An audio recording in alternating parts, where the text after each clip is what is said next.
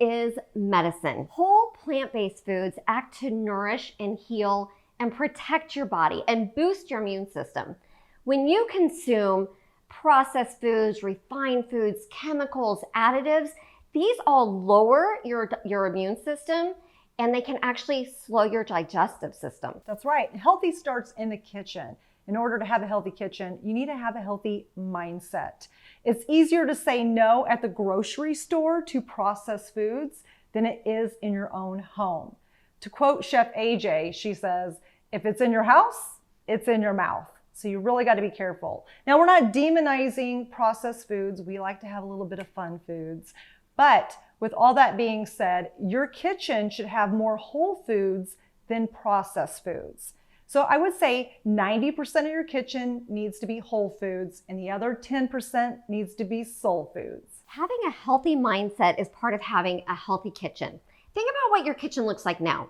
Do you have a lot of crap in your kitchen, those calorie-rich and processed foods? Is it organized? Do you have zones in your kitchen? And don't worry, if this is like, what are you guys talking about? We're gonna dive deep into this in our later video, how to organize your fridge, freezer, pantry, and spice cabinet video. But today, we want to mentally prepare you how to make over your kitchen. Speaking of kitchen makeover, it's time for your kitchen intervention. And to set ourselves up for success, we need to assess the current situation, your kitchen. Think about this. What do you have? What necessary changes do you need to make? And how to set a solid foundation. Now, this is going to look different for each and every one of you.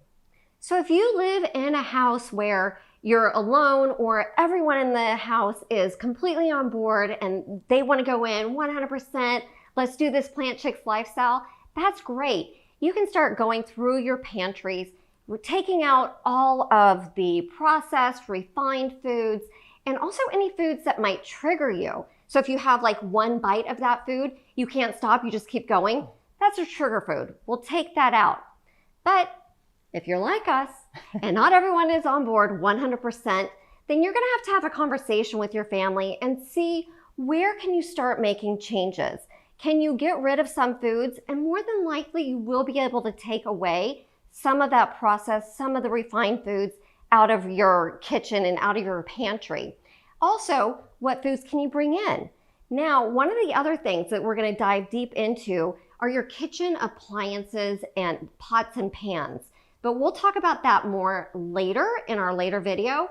But listen, when you are going through all your appliances, you might wanna say, if you're on a budget, you might wanna start with just the pot or the pan that you use the most often, because it can kind of get expensive to replace everything. So you'll start where you are, start what works for you, with your family, with your budget, and then go from there. Let's get this kitchen intervention started.